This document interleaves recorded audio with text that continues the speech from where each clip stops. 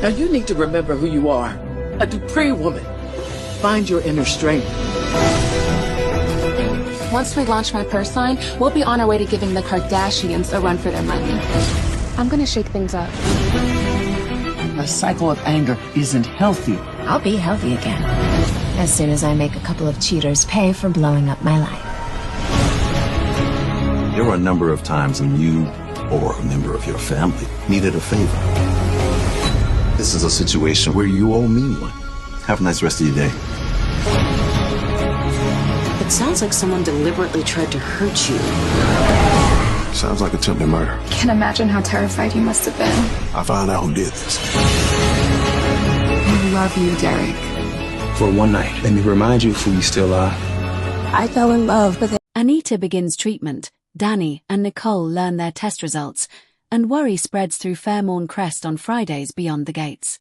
Beyond the Gates spoilers for Friday, January 9th, tease a day full of emotional stakes in Fairmont Crest as Anita begins her medical treatment. Dani and Nicole finally receive their long-awaited test results. Jacob and Andre worry about their wives, and Martin delivers bad news to Vernon. Anita, Tamara Tunie, is taking the significant step of beginning her medical treatment. This is a pivotal moment after weeks of uncertainty, tests, decisions, and emotional weight for her family. Anita's journey has been one of bravery and vulnerability, and now she finally gets started on the actual treatment plan. Even as she faces the physical challenge ahead, the emotional journey is equally powerful. Her loved ones, from Dani, Karla Mosley, to Nicole, Daphnee Duplaix, to Vernon, Clifton Davis, have hovered around her with support, concern, and the kind of love only crisis can expose. For Fairmont Crest, Anita's treatment isn't just medical, it's emotional ground that reshapes how the community supports one another. Dani and Nicole receive their test results. After so much uncertainty, and amid Anita's own ongoing health battle, this moment brings clarity and tension. The waiting has been the hardest part for both women, as well as the people who love them. The results themselves are a turning point for the characters, not just plot points. Whether the news brings relief, fear, or a mixture of both, this is a moment that will have immediate and long-term emotional consequences for them and for their families, who have been struggling with how best to support their partners. Jacob, Jaiba Horges, and Andre, Sean Freeman, have been carrying their own strain as they navigate support for their family while managing their own fears. Their worry humanizes the storyline, showing how a health crisis touches not just the person diagnosed but everyone around them. Watching them grapple with helplessness, hope, and the urge to protect their wives adds another layer of emotional complexity to the episode. Meanwhile, Vernon receives bad news of his own that complicates his emotional journey. For a character who has stood strong for others, this setback cuts deep. Vernon's reaction offers a glimpse of vulnerability and resilience as he faces uncertain terrain once again. The air in Port Haven has been thick with a specific, agonizing brand of anticipation for weeks, a tension so palpable it seems to have settled into the very cobblestones of the town square. It's the quiet before the storm of truth, the excruciating pause between a life-altering question and its irrevocable answer.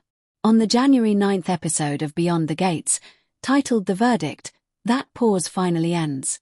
The episode delivers the long-awaited, deeply feared, and fervently prayed-for moment as Dani Rivers and Nicole Hartford receive the results of their paternity and genetic tests, revelations that don't just answer questions but violently reshape the landscape of their lives, their families, and the fragile alliances holding the town together. The calm before, two women on a knife's edge. The episode masterfully lingers in the agony of the wait. Dani, usually a tempest of action and defiance, is unnervingly still. Holed up in her recently reclaimed family home, she's surrounded by blueprints for the Gates restoration but sees none of them. Her focus is a single, framed photograph of her mother, Eleanor. Her conversations with a steadfast Liam are clipped, her bravado a thin veneer over raw terror.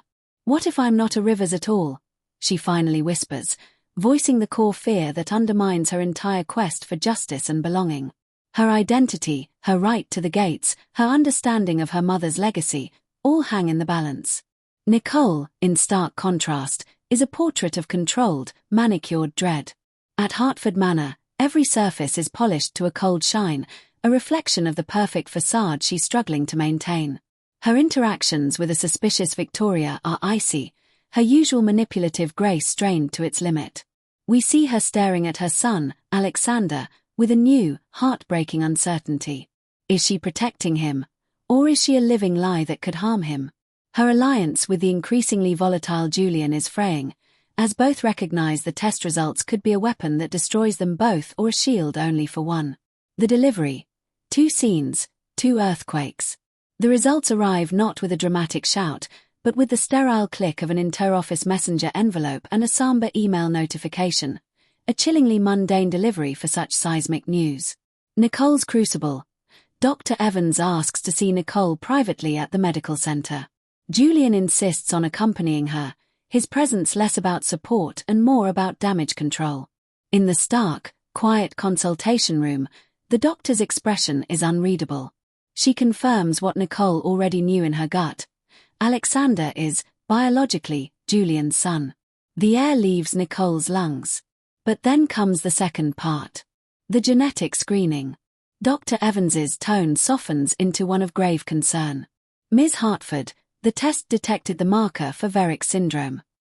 The name hangs in the air, the rare, degenerative neurological condition that plagued Julian's late uncle, the condition Julian has secretly feared passing on.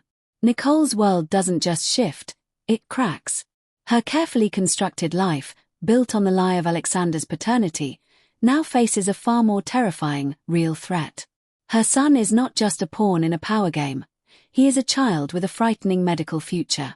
Julian's reaction is instantaneous and brutal. Any pretense of partnership evaporates. He doesn't see a concerned mother, he sees a bearer of flawed genes, a problem that has now materially threatened the perfect Hartford lineage. His fury is cold, absolute, and terrifying. Nicole is left utterly alone, holding a diagnosis that changes everything. Dani's revelation.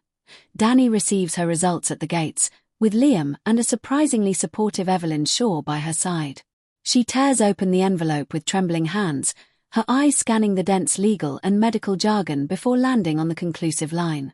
A choked sound escapes her, not a sob, not a laugh, but something raw and primordial. She is, unequivocally, Alistair Rivers's daughter. The relief is a tidal wave, washing over her and leaving her weak-kneed. She is a Rivers. The Gates is hers by blood and right. Liam sweeps her into a fierce embrace, and even Evelyn offers a rare, genuine smile of satisfaction. But the document holds a second page. A postscript from the lab, regarding the additional maternal lineage analysis she'd requested. As Dani reads it, her relief solidifies into something harder, colder. The test confirms her mother's bloodline, but it also reveals a genetic anomaly, one that matches a profile the lab has seen before. A profile linked to another family in Port Haven. The name listed as a potential familial match is Hartford. The fallout.